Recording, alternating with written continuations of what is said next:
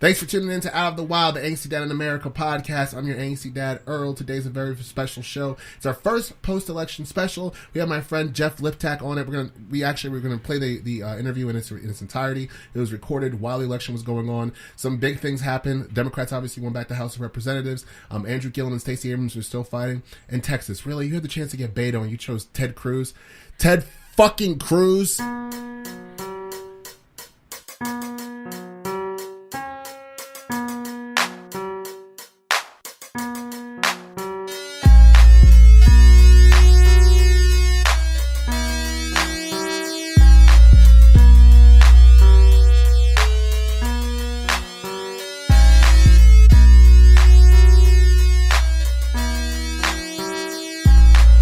All right, folks, welcome and thank you for listening to Out of the Wild, the Angsty Dad in America podcast. I'm your Angsty Dad, Earl, and I have with me my very good friend, Jeff. Jeff, say your last name for I always mess it up. Liptak, all good. Liptak. Say hello to the people, Jeff. Hello there, people. How we are joining you now. It is 9:20 on Tuesday, November 6th, so it's election night. By the time this airs, it'll be Thursday at midday. Okay, so I want to give some context. Jeff, tell them what you're doing. Jeff is actually in Arlington, Virginia right now, or just outside DC, and tell the good people what it is that you do up there, Jeff. So up here in near the nation's capital, I go to an MFA program, so I'm getting a Master's of Fine Arts in Creative Writing. Okay. Basically, to pay for that, I teach literature and composition or rhetoric at the college level, and I got another year of this. My thesis will be turned in hopefully in March, and hopefully that'll be a book sometime the year after that. Nice. So, as a teacher, do you see a lot of do you have a lot of freshmen, like a lot of straight from high school kids? Oh yeah. Absolutely, a lot of 18-year-olds. Yeah. And what? So based on what would you say is the state of our education system on the high school level based on your interactions with these kids? Well, good God. The state of high school education, well, there is an infatuation with grades and this sort of self-representation, and whether or not, I'm not sure whether or not that representation carries any legitimate weight. Yeah. I often wonder if the kids, because the school that I go to, its undergrad program is good, not great. So it's not like I'm dealing with, whoever the best students maybe were in their high school, which I think maybe gives me a more realistic kind of view of what the education system is producing. Right. But it's unnerving. I had one of my good friends who also teaches had several students who don't believe that we went to space and are very adamant about that. You don't believe that we went to space? Correct. Yeah. Yeah, and that's it's a hyperbole, and it's an example and a real one. Yeah. What do you mean they don't believe? How do you choose not to believe that? Well, right now we live in this very weird era of information availability and this lack of information kind of requirement. Like there's no requirement that says you can't make fake things and wrong things and say that they're true. Right. And so we're at this point now where people are determining their own realities based off basically nothing other than whatever's easiest or whatever already kind of fits into their puzzle. Or I mean, I don't know how we determine what's true in this day. Yeah, and we see obviously the whole fake news thing. We see that a lot, and it's playing out even today as we're sitting here. Like as I'm sitting here talking to you, we're watching. Obviously, it's Florida. Florida is close as usual. And in Florida right now, there's a race between for the gubernatorial race. You have between one guy, Andrew Gillum, who seems to be on the level, who seems to be honest, who seems to be most respectful, has a lot of really good quips, and then you have Ron DeSantis, who's a Trump lackey, who's a sycophant, who would continue to harm voters' rights in that state, and who continues to perpetuate lies. And all of these guys, they just say whatever they want. Donald Trump has been on the campaign trail for the last 2 weeks just making shit up. And that's, there's no way to stop that. There's no way to really combat that. You think so? because, well, maybe I don't think so. The pessimistic part of me thinks so. The optimistic part of me thinks that there is a large majority of the world that has, or at least of the United States, that has critical thinking skills and that enjoys using those, and has the ability to kind of, conduct just thought experiment all the time and wonder if what we're reading is legitimate, or, and comparing things that we're reading with other websites and with other things that we hear. And the pessimistic part of me often takes over, especially while I'm teaching and right after I finish teaching, because it's hard. People... What's going on there? You hear it? I was trying to mute it, but that was the news playing in the background. No, keep going. I thought something big. No, nothing big. I'm trying to. That's technical difficulties, folks. For those of you who tune in later on, I was trying to get the news playing in the background, but I can't separate the two, so I'll just have to figure out other ways. That's all good. I should have prepared better for this. But go on. So the pessimistic part of me, and my biggest worry, I think, is that people are content with their sort of, addiction to self-representation and enjoying social media and the swiping of comparing other people's happiness and kind of placing their own happiness and expecting it to get likes and feeling validated in that. And even, reading the news that we read and sharing the news that we share with the people that we know already agree with those things. And so there's this contentment, I think, and it's very obvious to me when I'm talking to 18-year-olds that, and especially kind of the sort of affluent, from well-to-do family 18-year-olds that I'm dealing with, that this does not really concern them. This is not something, politics, I mean, when I say this, is not something that in their day-to-day life is causing them stress or is really inciting passion of any kind. It's just one more thing that that they're not worried about, and their contentment overrules you think that. That's true even still, because there's a number of polls out and observations and stuff that's saying that young people came out in droves to vote in this election. Well, that's why I say the pessimistic part of me. What's the optimistic part of you say? Well, the optimistic part of me has some interactions with students who, I look up to, with 18-year-olds who are so self-aware and are well beyond what I'm trying to teach them in a basic rhetoric class, and are writing papers about topics that are genuine concerns of our society, let alone of an 18-year-old. And so part of me believes that there is a working unit of humans right now who are trying to outwit and outsmart and I always kind of say that most of the hate that people are dealing with is just simply a lack of intelligence. And so I think that the big thing that people have to be doing, like the kids that I'm talking about, are outwitting that stupidity. They're working, and it's hard, even though it seems like it would be obvious to outwit stupidity. It's not. Well, when you say lack of, so you say hatred is kind of stupidity incarnate, but there's a lot of intelligent people who are very hateful. David Duke is not a dumb person. Stephen Miller is not a stupid person. These are guys who are very intelligent people who are weaponizing fear and hatred, and using them against the populace. So I guess I'd have to disagree. Do you think it's stupidity that leads to hate? I think I do. And now there's something totally different between the people who, like you're saying, like let's just say Trump as kind of as a marquee example, who uses fear-mongering, and we talk about this in my class and about the rhetoric that he uses and about how every single word you use matters. And there's something different to be said about the people who are fear-mongering and the ways that he's bringing up the caravan and the ways that he labels, that all Mexicans are rapists and so on and so forth. And there's a difference between that and between the people who are able and willing and almost excited and passionate about buying that and believing that.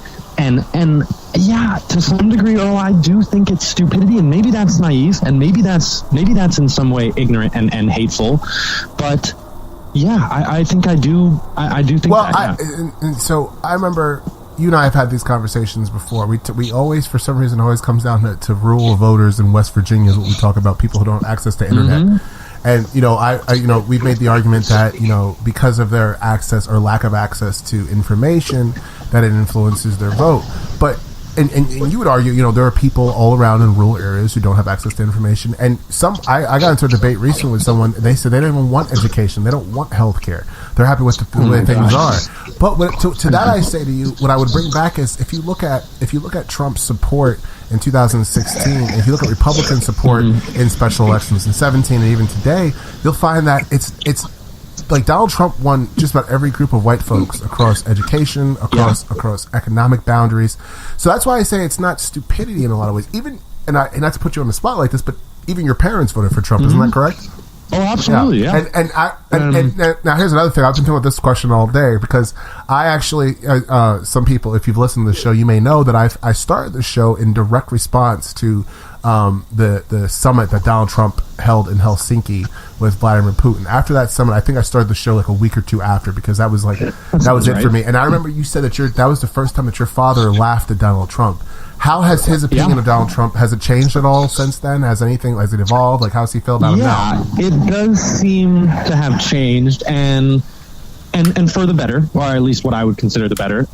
Now, he is very private about what he believes. He won't post anything on social media because he's a business owner, and a lot of his business, kind of main customer base, leans far to the right. So he certainly isn't going to be posting anything on Facebook or anything like that. He's not going to post a "I voted blue" picture or something. But in our conversations, he is at least now critical of Donald Trump's rhetoric, which is, for me, the biggest thing. And second is his policies and the way he handles foreign policy in particular, but a lot of other things as well. So, yeah, my parents are both making some changes that are good and that are hard to make. It's hard to tell someone that they're wrong. People don't like to be wrong. So to go back, I don't think that my parents are stupid individuals on the whole. Now, I think they do stupid things, as I think anyone is capable of. I don't think that simply voting for Donald Trump necessarily means that you were stupid. I don't think believing that, well, no, I can't say that because I do. I was going to say, any kind of racism, any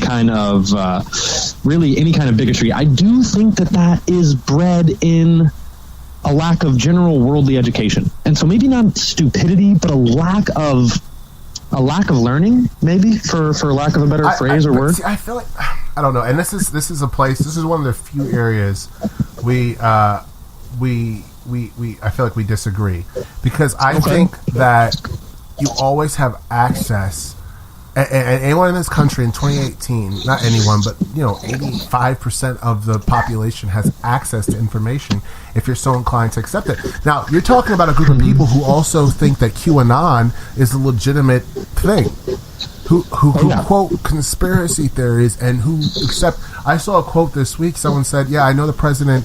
I know what he says isn't true, but I still trust him." That's willful. That's not a lack of education or access to education. That's willful ignorance. That's willful bliss. And to me, that's super, super fucking dangerous. Yes. Well, I will certainly not disagree with that. And I don't know. Now, that's the thing that we don't fix, because eventually, and I've said this before, eventually Donald Trump won't be the president.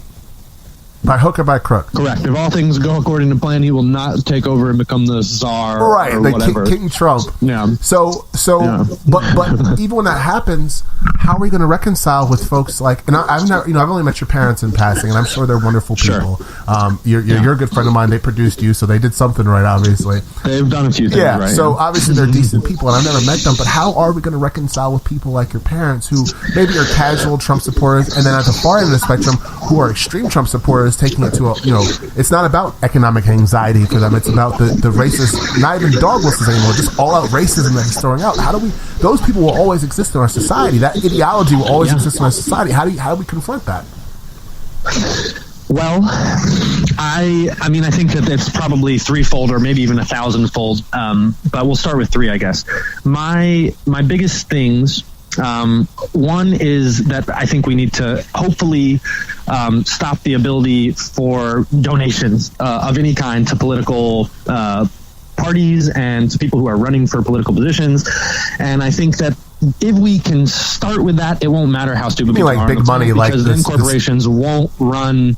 Yeah, everything. You mean like So that's you don't mean like donations altogether, though. You mean like big money in politics. I mean like big money. Okay. Yeah. Exactly. So I think a lot of problems. I think. I agree, and I think that since that Citizens United, since that became a thing, we've seen a lot more Republican power. There's usually a lot more money, but you're seeing it work in both ways. I think Beto O'Rourke in Texas way outraised Ted Cruz, but that was all mostly small dollar donations, and that's the money of the people. That's people behind him. I think that's part of it, but I don't think the money obviously is part of it. But I think that what we're forgetting, like, you can't. How do you get rid of the racism? That's a big part. I mean, you can't deny that Trump. You can't. So what do we do? I know you don't have the answer. I'm not trying to press you, but I just of course. Believe me, I wish that I was optimistic enough and hopeful enough to say that the world is on progress to that in some way. But do I believe that? No, not a bit. I think that it's sort of one of those, like, in the same way that I don't think war will ever stop. And maybe that's a result of the kind of fictitious country borders that we've created. But there's going to be war no matter what, at least for the next foreseeable maybe 1,000 years, so long as we don't blow each other up by then. So do you stop war? Do you stop racism? No. But that's what I'm talking about, is the good students, the people who are like you, who are thinking, who are doing that critical thinking, like your children will be. Hopefully, if I have children, like my children will be, like hopefully my students will be, if I can reach them. We need them to continuously outwit and overshadow and run the world, as compared to the people who are not those things, the people who are the racists and the people who are the bigots and the people who disrespect and disenfranchise the LGBTQ community and all of these other things. Yeah, I think that it has to be a matter of outweighing and outsmarting and taking control back and running the world the right way. I don't think you ever get rid of bad, and that isn't even going into the concepts of mental health. And what it's like to have people who are brainwashed by mentalities and who are so alone and maybe have a sociopathic addiction or need for attention and whoever knows whatever else. So do you think okay, so let's piggyback, let's get at that for a second. So are you saying, like, is that like a reference to like these like shooters and stuff like that, like the bomber and things like that? Yeah, I think it is.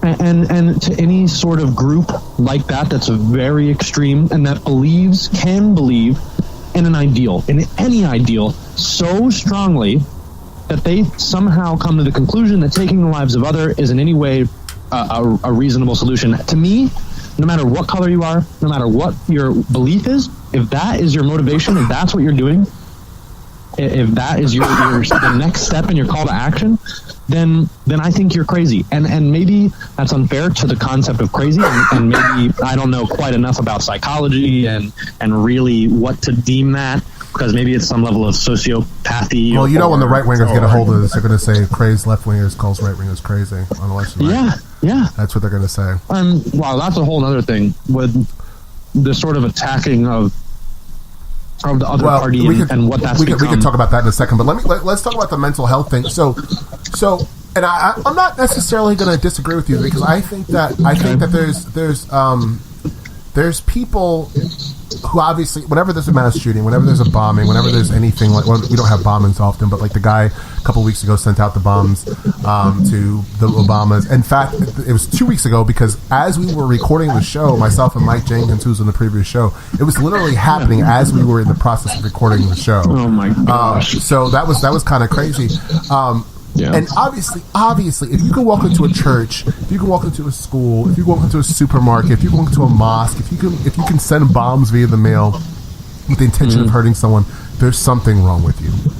there's obviously something wrong with you. And I think we can put that to rest. Like, obviously, there is a mental problem, but what's a bigger problem is that, so like I heard someone say, or there was a tweet, I don't know if it was a tweet or if someone said it out loud or whatever the case may be, but someone made the comment that, Donald Trump can't possibly know if whack jobs are listening to him.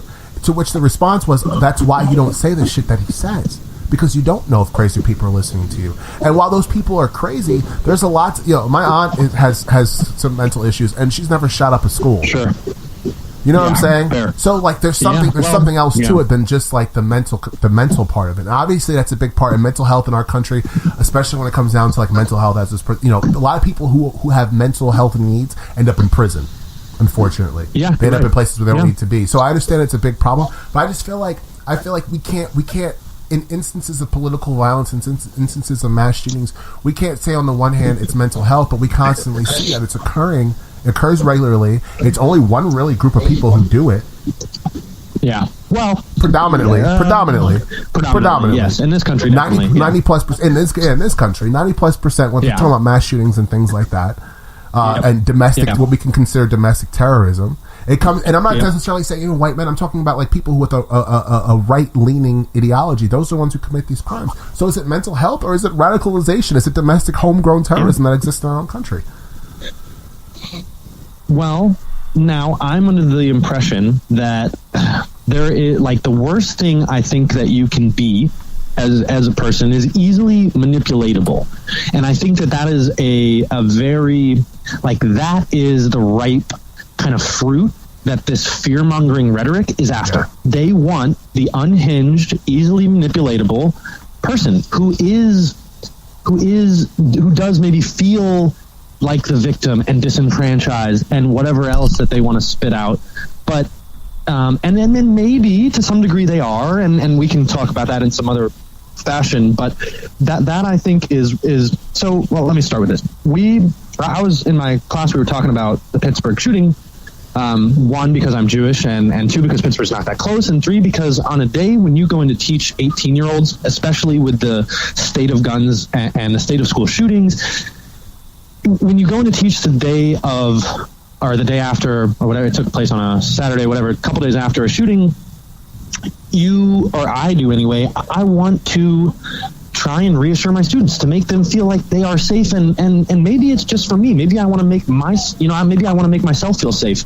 But so we're talking about it, and we're reading the comments that the nurse who took care of the shooter made, and the nurse was Jewish, and so was the doctor. But the nurse said some things that I thought were super interesting.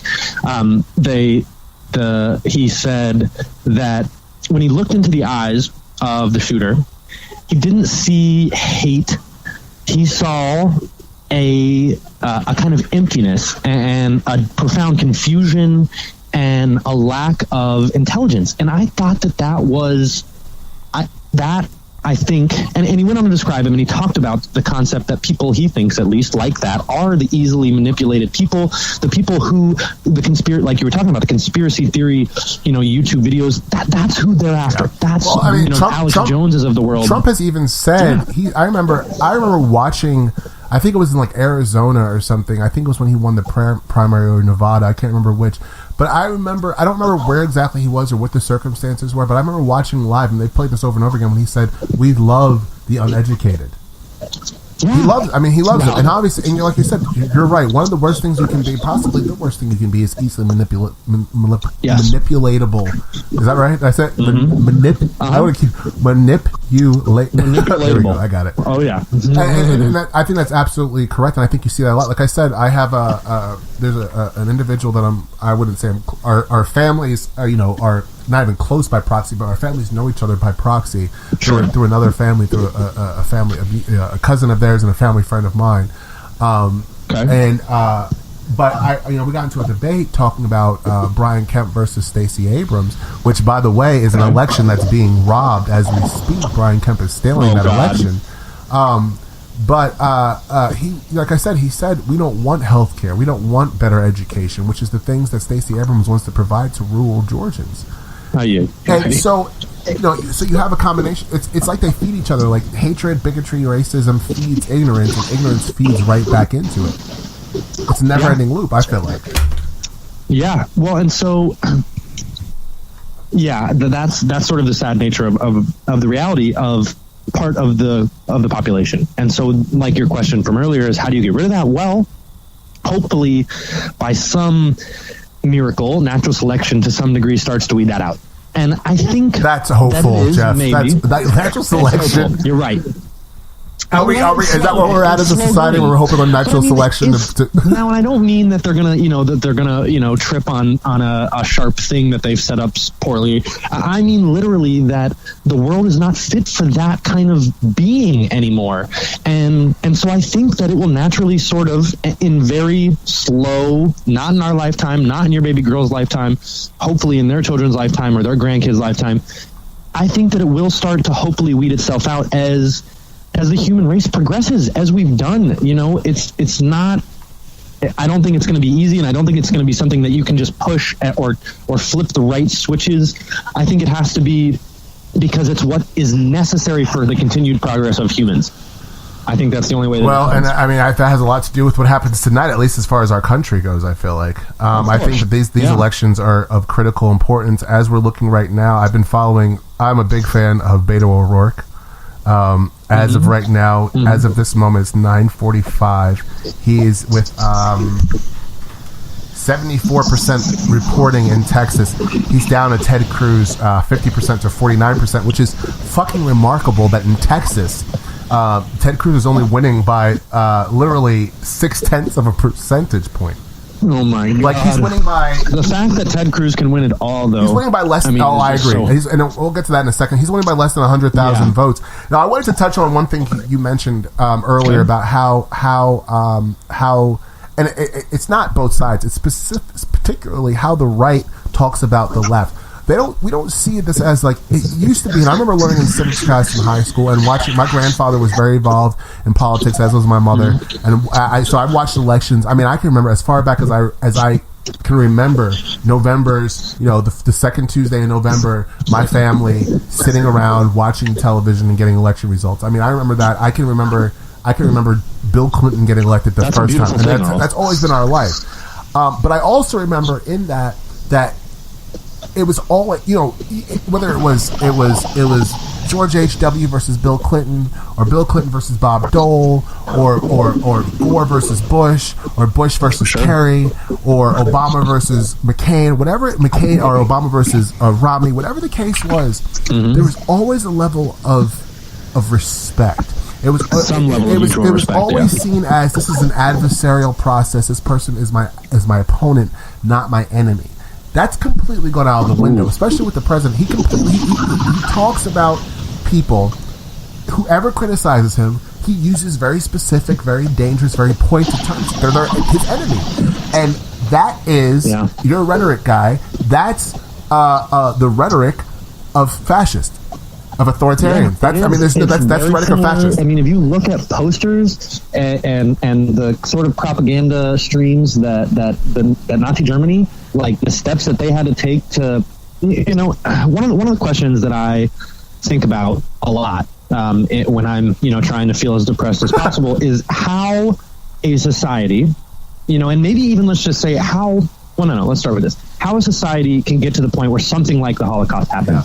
So at some point, maybe you have a third of the country standing by and watching. Okay, so that's already sad. But still, even that, you have a third of the country who is being basically removed and killed and exterminated, and you have a third of the country who's propagating that and who is doing all of that. How do we get to that point? What is it? What is the breaking point, the tipping point? What is the cause? There's something very terrifying within that, about the malleability of a large group of people, of a society, and I like to think that humans are too smart to let something like that happen. Again, but it's already happened several times over. I mean, we could talk about the Holocaust as an isolated event, but there's been several Holocausts throughout history, and that's another thing. Absolutely. We talk about the United States. Well, as Americans, we talk about America as if it's like you can't avoid American exceptionalism. Right, even in your everyday conversation, even if you're like someone who is like who is not necessarily like a huge fan of the American establishment, like myself, like yourself, are you racing a truck? No, some race guys blowing by. Okay, so you can't deny the American. We talk about ourselves in an individualistic manner. No matter what, we were American. Even when I was in Ireland, and you travel too, I feel like you feel I'm an American. Like that thought somewhere when you travel abroad, that thought occurs to you. I'm an American, and somehow I'll be treated differently because I'm an American. Absolutely. You can't avoid it. The biggest thing that I wanted to do when I was in Europe mostly was to not look American. Right. I wanted to do whatever I could to feel like I was more cultured. Well, and the problem with that is that the second you start talking, like I had the same thing in Ireland, but like the second I opened my mouth, there was no question. It was either Canadian or American. Right. Those were literally my only options. And I wasn't nice enough to be Canadian. but with that though, with that, our Americanism. So I made the argument that I was talking to a friend of mine earlier about this, who considers himself a Republican. He's a registered Republican. He's also a never Trumper. So one of those who I consider, he's an ally for all intents and purposes. He's a true conservative. And he said he can't understand. This is kind of what you were saying too about the Holocaust, and to a lesser extent, he said he can't understand. He voted for John Kasich, who I also agree. I would have been okay with John Kasich as president. I thought John Kasich was the most qualified Republican to run. Well spoken, most qualified Republican to run. And he said, I don't understand how the Republican Party got to Donald Trump. And like what you're saying, how do we as a people get to something as terrible as the Holocaust? It doesn't start all at once, and I think that's one thing that's really important, because I feel like people tend to think that, like, I've heard people say, "Oh, you guys say, you libtard snowflakes say that Donald Trump's Hitler." Well, I'll start worrying when he starts burning people. Well, Hitler didn't start off throwing people in ovens. No. That wasn't the first thing that he did. No, it took years. It took a decade almost. I think 8 to 10 years. So that sounds right. And so that's what gets me about this, is that we're seeing this, and it's not. And honestly, Donald Trump is moving a lot quicker than other dictators in the past have in terms of this bullshit. And he's befriending dictators in a rapidly terrifying way as well. Left and right, which is something that dictators do. Like, we're seeing all the things. So as a rhetoric teacher, as a teacher, as someone who teaches young people, how do you navigate these times?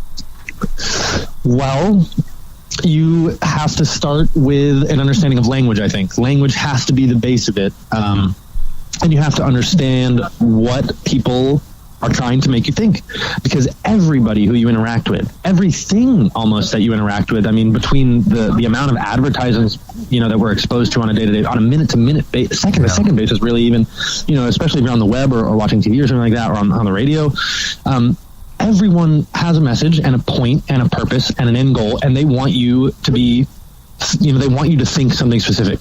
So if you can help people with their language skills, with their ability to craft arguments, get what they want out of language, then they'll have a better understanding of what's being expected and what's trying to be pulled out of them when a politician is talking to them and talking empty, as I talk with my class, when politicians talk around answers and basically talk for minutes about absolutely nothing, actually nothing, which is a skill in its own right, and a scary skill, but a skill nonetheless, that if people don't have that base grasp and understanding of rhetoric and argument and general language, then they're going to fall for it. And that gets back into the kind of lack of education and even the easily manipulatable, because it has to start with language. We have to have well-spoken individuals, well-thought individuals. You have to be able to understand argument. But doesn't that work both ways?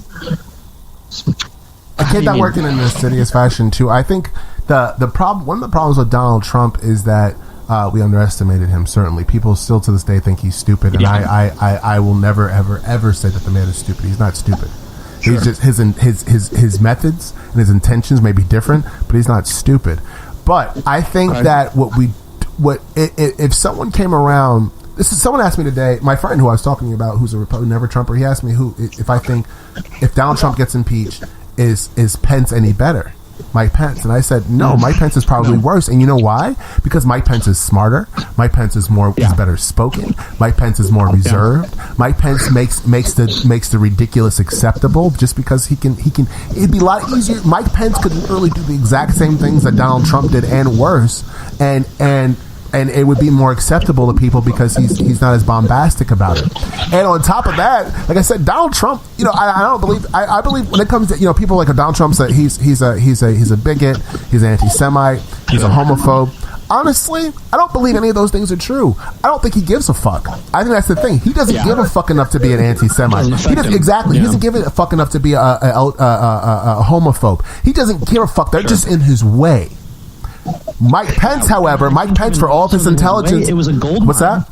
It was a gold mine. It was a gold mine that he realized that hateful rhetoric, and this is maybe how I'm starting to agree with you that it can work both ways, that the rhetoric he was using was going to bring those people to bring them to the polls to vote for him. Now imagine if someone was more polished than Donald Trump. Like there's a lot of Republicans. I don't know about how many, but there's supposedly a lot of Republicans who are turning on Trump because while maybe they're Republicans, they don't necessarily like the man's rhetoric, right?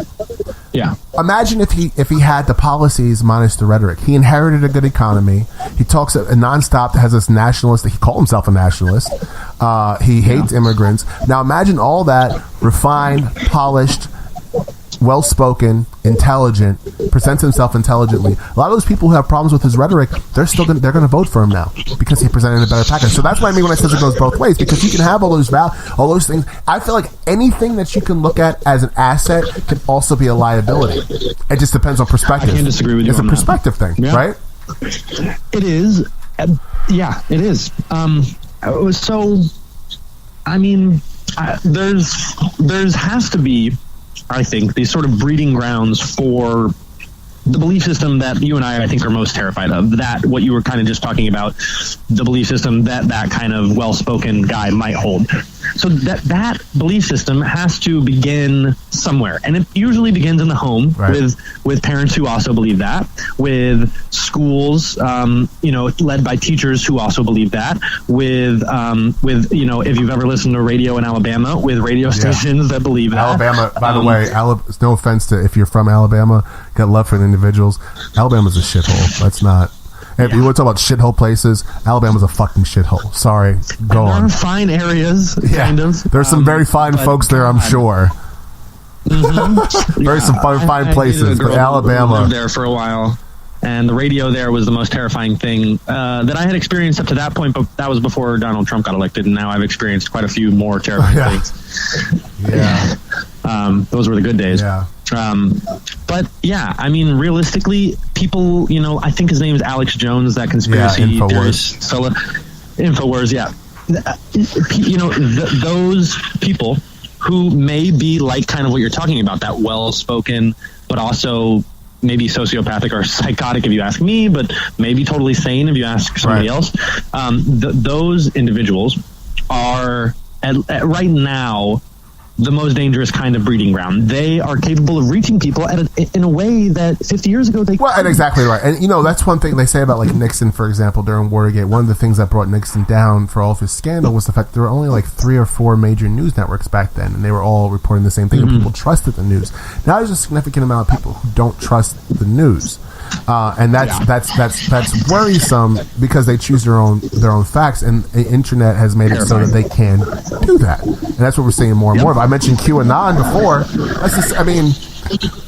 Think about it. QAnon is fucking crazy. Yeah, they have a video. They have a picture circulating online right now. And for those of you who don't know, QAnon is basically it's a group, a QAnonymous. It's a I don't even know how to describe it. It's really a group of people who subscribe to a number of conspiracy theories that are insane, essentially. Insane. One of them revolves around the number 17. This is all kinds of crazy stuff. But the other day at a rally, and I don't know if this was actually what happened, but there's a picture floating around Twitter of someone holding up a Q, and Donald Trump pointing in the direction of the person holding the Q.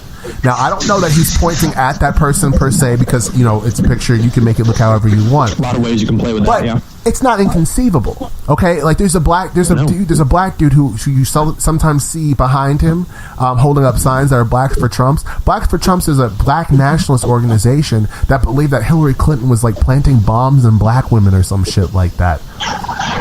Yeah, I think Kanye West is a... Well, Kanye West has jumped ship now. Yeah, you didn't hear about Kanye West. He said that he was being used. Kanye was being used. Oh my gosh, he was. Yeah, beautiful. He was being used. Welcome to real life. Someone forced him to get on stage and say all that bullshit at SNL and wear the hat. So I did not hear that. When you get I don't even know if it's worth it for you to read about. Fuck Kanye. Sure, yeah. But I guess what it comes down to is, like, I don't know. I feel like there's just. I'm a very optimistic guy. You know, it's hard to be optimistic these days. It really is hard to, because even if we win, you know, as we're talking right now, it's only 10 o'clock on election night, and again, this show won't come out until Thursday afternoon, and I don't know, you know, it's just like we're doing a little prognosticate. I don't know what's going to happen by the end of this night. I'm watching it right now. Ted Cruz in Texas is up on Beto O'Rourke 50% to 49%. And it's still a close race. A lot of places isn't reported. Texas is a big state, so there's a lot that could happen. Rob DeSantis, the race in Texas is virtually tied. It's 99% reporting. It's 49.9% for DeSantis, 48.9% for Gillum. And that's another thing. I remember on election day, the thing that I said, no matter who won, the thing that sticks out to me the most, this country is divided right down the middle. Right down the middle. I like to think that it's leaning a little our way. But how can you think that? What makes you say that? Well, initially that Trump did not win the popular vote. The majority That's vote. True. Yeah, he lost by 3 million. And for reference, let me just throw this out there. Al Gore won the popular vote as well, but he only won by 50,000 votes. Hillary Clinton won by 3 million. So that's some context. Okay, so I agree with you there. I always throw that out there too when people are like, "Oh, the American people voted for Trump." No, the American people did not vote for Donald Trump. Yeah. Also, what gives me a little bit of hope, and it also makes me incredibly scared, is the possibility, the very real possibility, that Russia played some legitimate role in our election.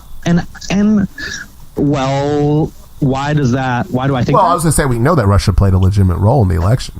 Yeah. Why does that make me afraid? Well, right, yeah. Yeah, well, so as technology continues, right now, technology is sort of, and maybe not right now, but since its inception, technology and the World Wide Web and the dark web, if you want to call it that, have existed in sort of a wild, wild west fashion.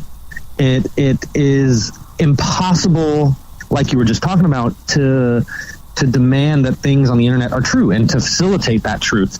And so, you know, for us to say that an election was held with integrity is a beautiful thing. And I don't have any reason to believe that other elections before that were run with integrity. Hopefully, you know, we have to hope that they were. But the real possibility of this sort of mechanical, this sort of computer-based, like, bot-run propaganda machines, and as I'm calling them, brainwash machines to some degree, is terrifying. It's the most terrifying thing that I can imagine. You know, that people could just kind of sneak in and do this kind of evil bidding. It really makes me, and you'll like this, it makes me think of Jim Carrey's the Riddler, and the, you know, and the little things that he'd put on the TVs that would just sap the kind of. That's all it does. You know, and I mean this when I say I'm concerned about Russian interference too, and foreign interference. But I think that, like, the efforts of voter suppression in Georgia, in Kentucky, all around the fucking country are way more concerning. Absolutely. We've been dealing with that since the inception of America. Exactly. And that's another thing. Like, the conversation that, like, there's some sort of, like, level of parity when it comes down to certain groups of people, when it comes down to voting. Voting has never been, and tell me if you feel differently, but I feel like voting has never been an equal thing. Like, ever since its inception, I said this before. With poll taxes and literacy exactly. tests. We're still seeing that today. Not poll taxes and literacy taxes, but there's voter ID requirements. They say that North Carolina targeted minorities with surgical precision, with surgical precision. Absolutely. So how do you account for that? I mean, I feel like I agree with you to a certain extent that here's the thing.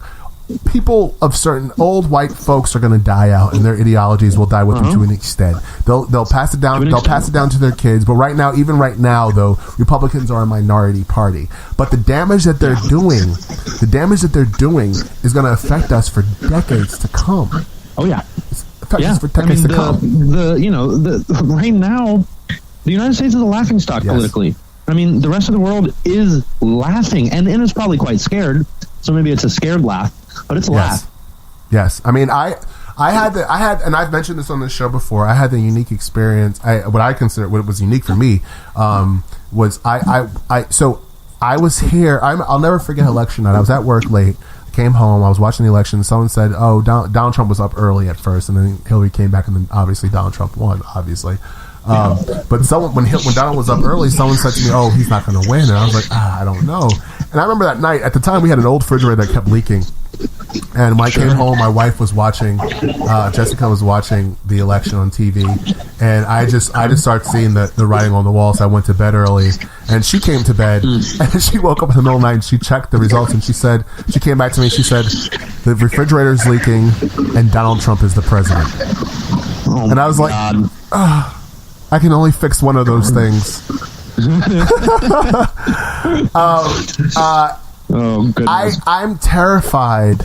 Like right now, I'm looking. They said there's 11 and 12 chance of Democrats taking the House of Representatives.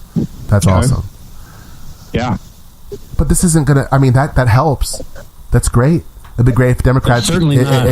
I mean, it's a Band-Aid on a broken. Exactly, and that's what I'm concerned about because they're getting into the courts, and more importantly, and the courts are, in my opinion, the most important thing. But more importantly, they're staying in the minds of people. Like I always say, Donald Trump at some point will not be president, but this mentality will always remain, and it's not just willful ignorance; it's also willful hatred.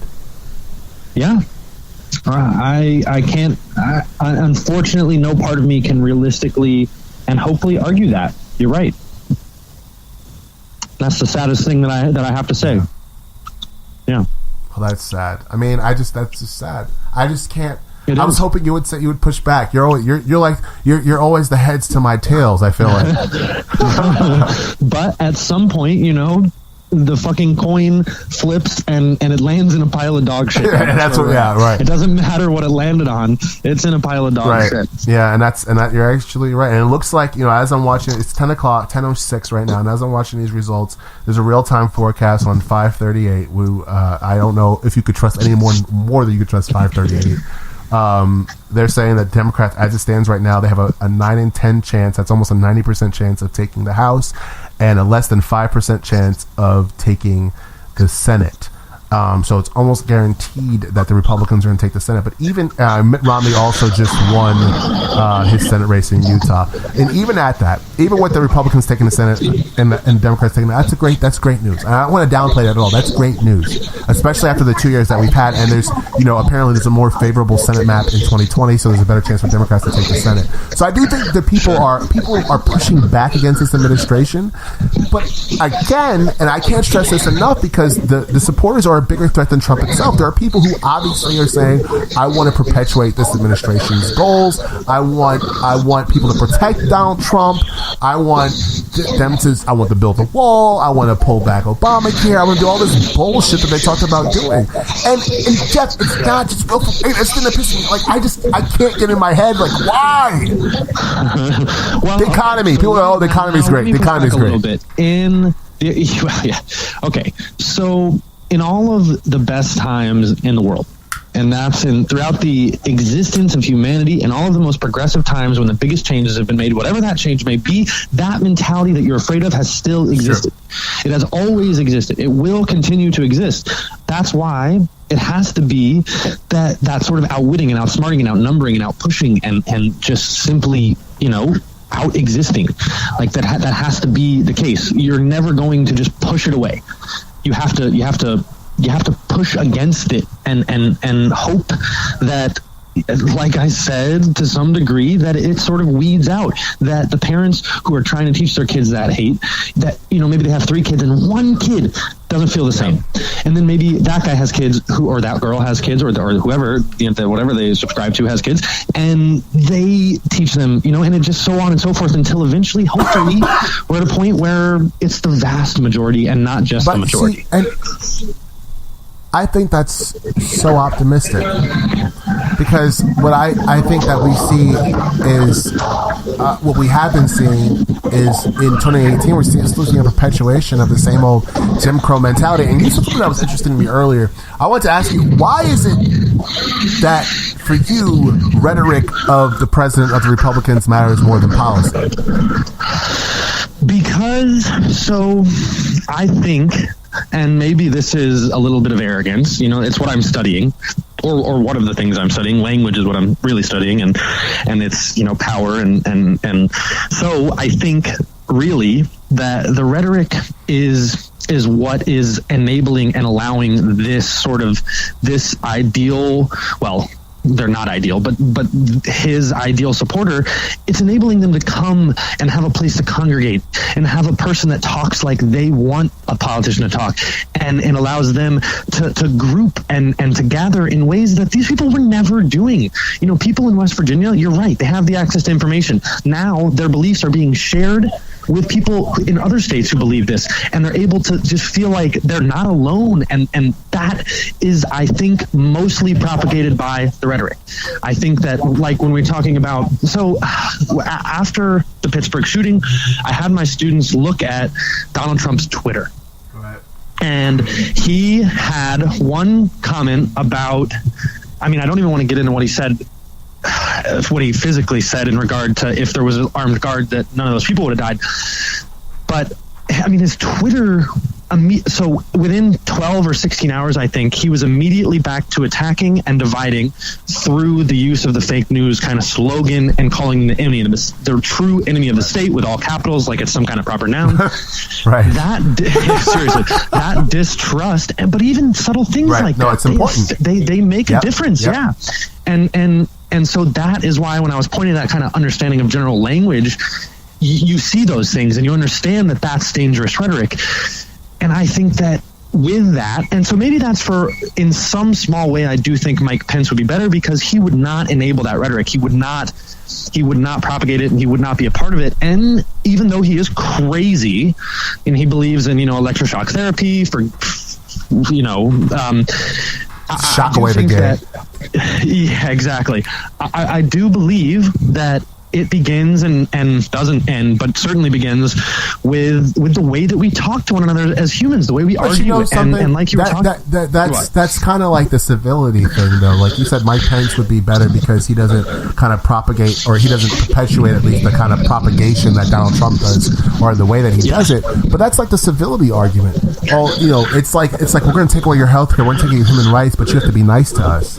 Yeah, maybe he doesn't say mean things, but because he is so calm, because he is so acceptable, that's why he's worse. I feel like, and that's another thing. I feel like as I'm looking at this, like, okay, Texas is a red state, but like, what the fuck does it mean for you to be a Republican nowadays? What does that really mean? What does that mean? I have no idea. It used to mean in some time that they wanted less government. Right. Now, I really have no idea what it means. To be honest with you. Even at that, think about that state, what you're saying, they want less government, but this is the same party that wants to be able to control whether or not you get an abortion. The same party that wants to be able to control, at one point, wanted to be able to control whether or not you can get married if you're a homosexual to another homosexual. You know. And those are, keep in mind, those are all very based in of religion. Course, but that's what I'm saying. Like, what is it ever? I mean, nowadays it's really difficult to determine what it means to be Republican, and that's why I say, like, I feel like republicanism, modern conservatism of the latter part of the 20th, going to the 21st century, I feel it's built on shaky legs. I really believe that, because this Donald Trump is the inevitability of conservatism and capitalism. He's those two things incarnate. Oh yeah, you know, and I feel like that this is the sum total. This is the sum total of all those efforts of oppression, suppression, disenfranchisement, the destruction of the middle class, the increase of poverty. He is the personification of all those things. Absolutely, yeah, you're very right. I mean. You know, this is what it looks like.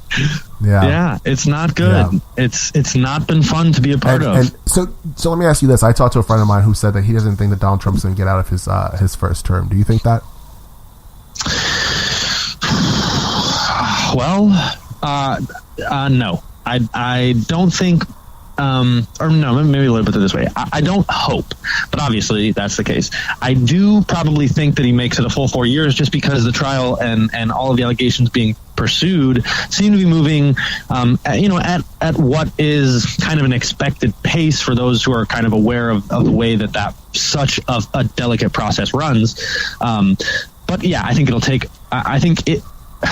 I don't want to say this out loud and kind of will it. You're out loud. I mean, honestly, not a lot of people listen to this show, but it is nationally syndicated, just so you know. I do, to some degree, think that the possibility of him getting elected to a second term, I think it exists. Of course. I think that it's yeah. I don't disagree with that. So no, I don't necessarily believe with all my heart that he'll be out before his 4 years are up. And you think it's a possibility? Before his 8 years are up? Yeah, I was going to say you think it's a possibility that he could be reelected. I do. Now, here's a sub question, follow up. Can we survive 8 years of Donald Trump? Well, you and I personally, probably. Right. Us as a country, yeah, I think. Well, I'm a black guy, you're a Jew. I don't know if we're going to make it. Yeah, there's some real sad truth to that. And I only laugh because crying's not an option. Yeah, exactly, yeah. So, well, shoot. You know, I don't know. Oh, man. The reality is dark. Yeah. And I mean, like, if these shootings and kind of, like we said, domestic terrorism keeps kind of increasing at the pace that it's at, I think if he lasts 8 years, we'll end up in some world war. Yeah. I think that's probably what I'm. That's my gut. But that's not crazy. I think I don't know if I would say world war per se, but I think that his and I wouldn't be surprised, honest. And now this is obviously just conjecture, speculation. But it would not shock me at all if he, before the next election, before the general election, he tries to start a war. To wag the dog type of scenario. I mean, if you think about it, his tactics are so blatant and brazenly out of the fascist hand. There's an old Disney cartoon, and I cite this often so for those, Jeff's a teacher in a formal sense. I like to think of myself as a teacher in a very informal sense. I'm just schooling motherfuckers left and right. You feel me? But there's a cartoon. It's a Disney cartoon. It's Chicken Little. Now, whenever I say if you say Disney Chicken Little, people think of like the 2002 animated one with he plays baseball and there's aliens and shit. It's not that. This Chicken Little, I think it came out in the 40s, maybe the 50s, maybe even the late 30s. Okay, the story of this Chicken Little is Chicken Little's an idiot. And there's a wolf who's trying to get. So Chicken Little and the other chickens live inside a chicken coop. Then there's a wolf who's trying to get inside, right? So the farmer who owns the chicken coop has a shotgun. The fence is too high for the wolf to jump over, and it's dug too deep in the ground for the wolf to dig underneath. So the only way for the wolf to get to these chickens is to convince them to come out. So what he does is he convinces Chicken Little to that the sky is falling, right? The whole time he's reading a book called Psychology. So in this book, it tells him all the ways to manipulate the populace. So basically, what he does, they have a leader of the group. Is like this big hen, Cock of the Wall, Cocky or whatever the fuck his name is. The wolf, the fox, convinces Chicken Little to start a whisper campaign against Coxie Loxie, against the authority figure. He undermines the authority. He undermines the institution of the society. So many things happen. He undermines the institution. He gets people talking. He gets people in doubt. He gets people scared. Right? That's the biggest thing. Fear. Now everyone believes Chicken Little when he says the sky is falling. So what do? Instead of staying in the safety of their coop, they run out into the cave. And the narrator says, "But it's okay. Everything turns out to be just fine." And then it cuts to, this is a Disney cartoon, mind you, from the 40s. It cuts to the cave and it shows the wolf picking his teeth with the bones of the chickens. Because he convinced Chicken Little to get the chickens into the cave where the wolf could eat them. And that points right back to the right. And let me tell you this. In the cartoon, he's reading. So the wolf is getting the tips of how to manipulate Chicken Little and to manipulate the population of the chicken coop. He's reading a book called Psychology. In the original edit of that cartoon, you know what the book says? What book he's reading? What? Mein Kampf. Oh my gosh! Wow! Did I just blow your fucking mind? Yeah, I mean, I'm gonna go when I get off the phone with you. I'm gonna. It's actually on Netflix. I'm probably gonna show that to my class. Yeah, you should. It's actually on Netflix. It's under the Three Little Pigs. There's a Three Little Pigs like a little. It's a series of short cartoons. There's three little pig stories. It's like the fourth or fifth one in. After the Three Little Pig stories, they sing little songs about who's afraid of the big bad wolf, all that shit. There's the Chicken Little story. I suggest you watch it. Yeah, I absolutely will. No, I mean, the first time I watched it, my mind was. I was like, oh shit. That's some real shit. Yeah, but that's where we're at. I referenced that before. I've talked to people about that. I feel like that's where we're at right now. That's what's happening. I don't know if the wolf is Putin or whoever it is, but I feel like that we're running right into the cave blindly. And here's the thing: when we talked about the end, you know, how this goes in the end and all that stuff. I think what it looks like is the end is not like, it's not a certain thing, right? It's not like a definitive, this is the end, like America, everyone dies. Rich people and people who are at least in some comfortable position probably be okay. People who are away from the coast, I say the coast because obviously Republicans don't give a fuck about the climate, so we're going to continue to get battered with storms until the coastline is underwater. People who are away from the coast will probably be okay, but people who are in areas, people who are impoverished, people who are in areas where they can't afford, people who can't afford to get away from bad climate situations or when violence takes over, they're not going to be okay. People who can't afford healthcare, they're not going to be okay. And I feel like that's what the end of America looks like as we know it. Yeah, I think you're right. Right now, that is that feels like very much the road we're on. And it's one of the many sad realizations that I feel like we're coming to here, and that we probably already knew all along. But it's so bad. What do you think? I mean, what happens next? I mean, is America no longer the shining city on the hill? Well, right now I think that, that's already the case. We are no longer that. We're no longer whatever it is we the baby boomers hoped and thought that we would be forever. Exactly, yeah. We're not that right now. Do I think that America still stands to do amazing things in pockets of, big cities and small cities? And absolutely. Do I think amazing artists and amazing thinkers and amazing science and all of the engineering, all of those things are going to continue to happen? Technology is going to continue to be improved. Medicine is going to continue to be improved.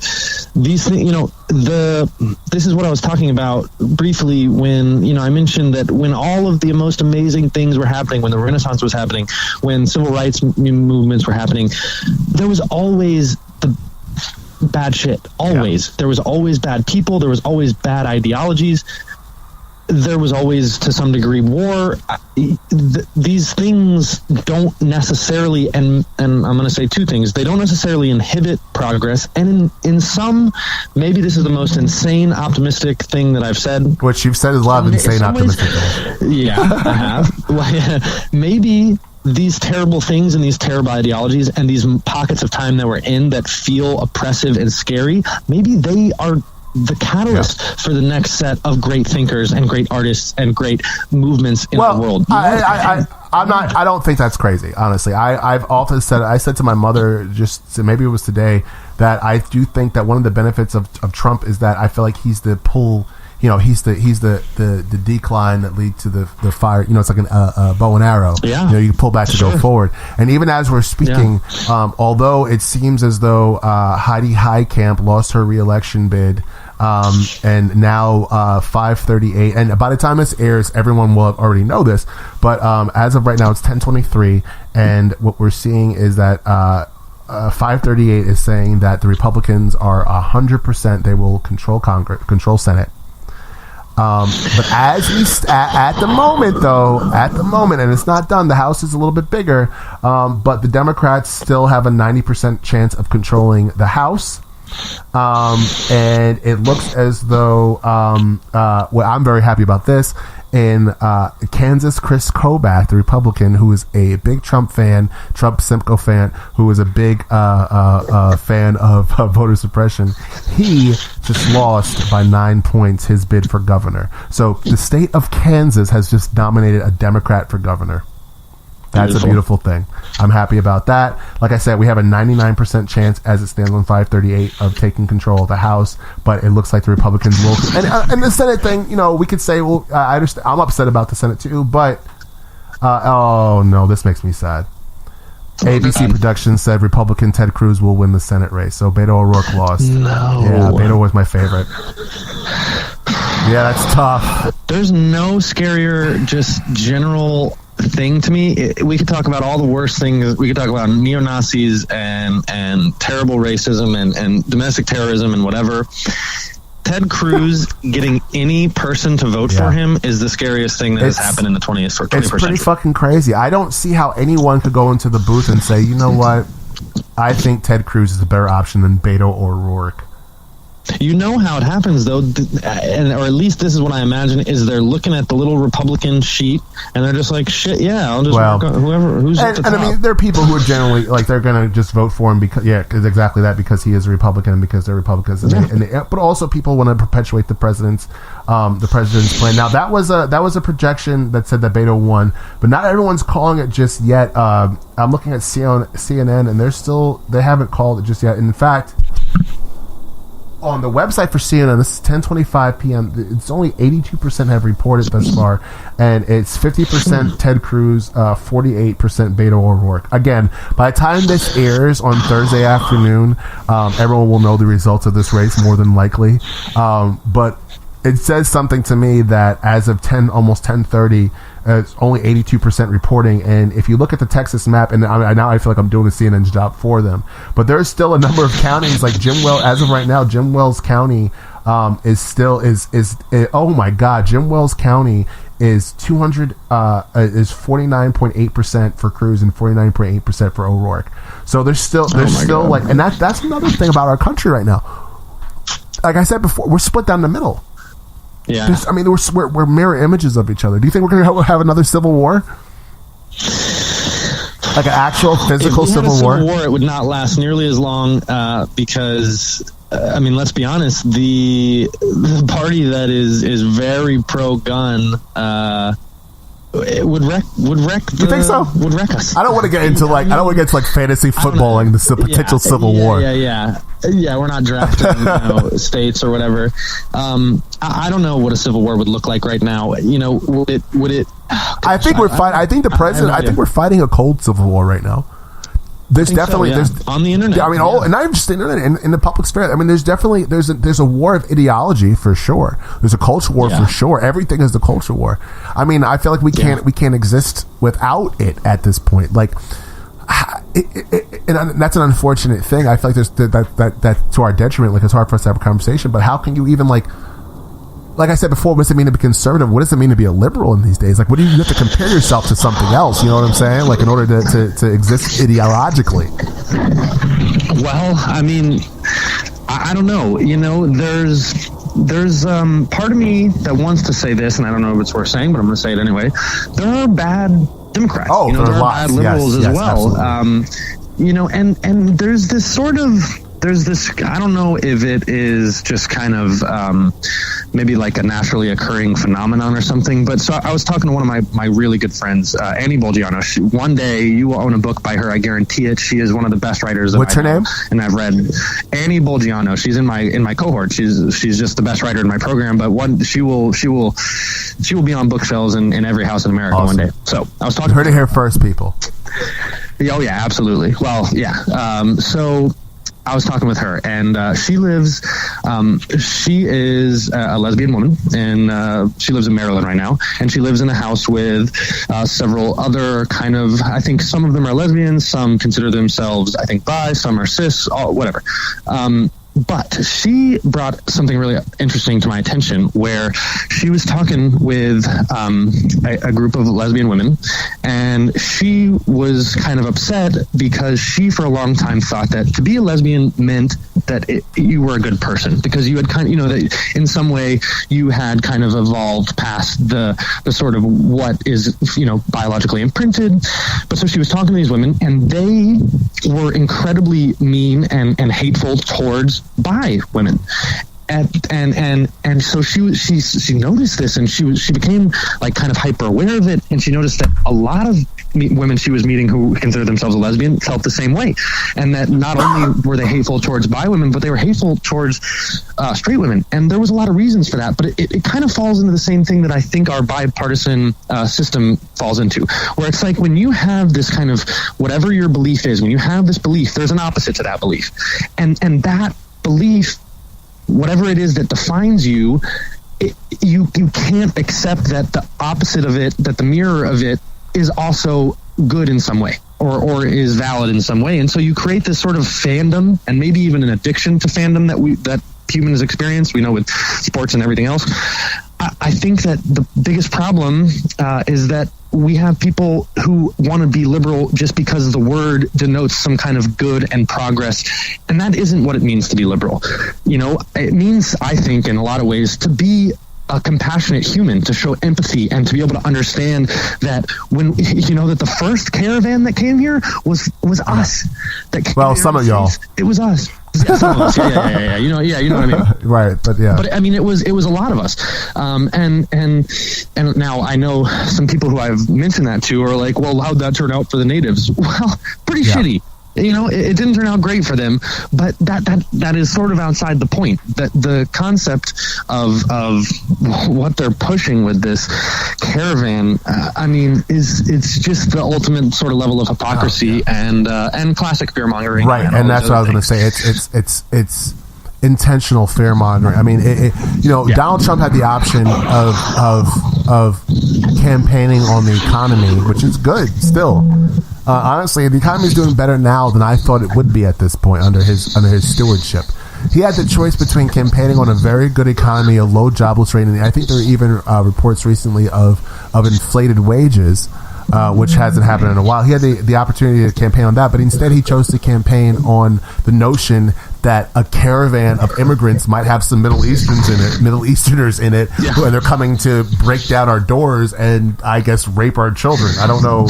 Yep, steal our jobs, just like South Park said. Like that's seriously, but that was a conscious, calculated decision. But it's working. Well. Is it? I mean, we knew they were. Knew they were going to keep the Senate, and like I said, I'm looking at this as we speak. We knew they were going to keep the Senate. I got 538 is saying now 100%. CNN projects that they've retained control of the Senate, so that's kind of what we were expecting. Okay, so that while it's disappointing, because honestly, I thought that the Democrats were going to honestly win the House and the Senate today. That's what most people expected. The Senate, they've now reached 50 votes. They might even pick up a couple more before it's all said and done. As it stands right now, though, in the House of Representatives, we still have, they're saying that the Democrats, and this is at 10:31, 538 is saying that the Democrats have it's not over yet, but they still have a 90% chance of controlling the House. So it looks as though this is going to go down to how it was forecasted to go down. The Senate was I mean, honestly, as much as I did honestly think, I did believe in my heart of hearts that the Democrats were going to keep the Senate. I guess I was being which is rare for me. But it is what all the polls indicated. It's what we kind of came to expect. So that's not that shocking. Them even taking the House of Representatives is a huge deal. That's a huge deal. A huge deal. That allows us to put a check on the president. It's not over yet, but it allows us to put a check. Now, we've been talking for a long time. I'm going to let you go. Again, by the time this show airs, we'll know exactly what happened, how tonight planned out. But at this particular moment, now knowing that the Republicans are keeping the Senate, do you have any predictions? I mean, is it like... I mean, no, right now I have my head in a lot of places. My biggest, and I've said this a couple times, but there will still be beautiful thinkers and beautiful art being created. And so my prediction is that the world is going to continue spinning, and that ultimately, we still have 2 years to battle all this. And I mean, well, so not even fully, I guess about 2 years. We're going to see, I'm going to keep doing my part. I know you're going to keep doing yours, and that's all we can do. Yeah. That is all we can do. Well, thank you for joining me tonight, my friend. It looks like the final tally. Wait, is that just a... Oh, God, this makes me so sad. Beto, we're going to do this. Ted Cruz has 51% of the vote. Beto O'Rourke has 47.9. I really thought Beto was going to win that race. Yikes. I did. I really did. Yeah, that's heartbreaking. Maybe even not. Yeah, a little bit. I'm going to leave everybody, though, on a positive note. It looks as though the Democrats, as of 10:34 while I'm logging off, and again, on Thursday when I air this, we'll know, but it looks like the Democrats are going to keep control of, or are going to gain control of the House. So like you said, we do have 2 more years. With the presidency, we can maybe flip the House and flip the Senate in 2020. I think tonight there was a lot of people who voted, and even the fact that Ted Cruz won by 51%, he only won by 300,000 votes in the state of Texas. That's something. So I mean, they're fighting the blue wave of Texas for as long as they can, but Texas will turn blue. It's going to happen. Yep. Jeff, thank you. I want you to do me a favor. Recommend something for the people out there. Book, music, movie, whatever the case may be. Okay. I will recommend Amy Hempel. She is an artist, author, I will say. She has a collected works just called The Collected Stories by Amy Hempel. Okay. AMYHEMPEL. She is, I think she's just absolutely beautiful. Also, I will recommend one more thing. The School by Donald Bartholomew. It's a short story that I think when you asked me initially about my thoughts on the state of, our high school education and just education in general, that short story, that would sum it up better than I ever could. Awesome. Jeff, always a pleasure to talk to you, my friend. Yes, sir. You as well. I hope tonight ends up well. You need to get some rest. You got to teach in the morning. Oh yeah, I teach tomorrow. I want to put this thing together, and we're gonna again. This is Tuesday night. We're doing this as election night. I want to drop it on Thursday. Thanks again, Jeff, for coming out and talking to me. Not coming out. We're talking over the phone. I guess you didn't have to go anywhere. Yeah, well, all right, buddy. Good. I will talk to you soon. All right, take care. All right, sounds good. Peace.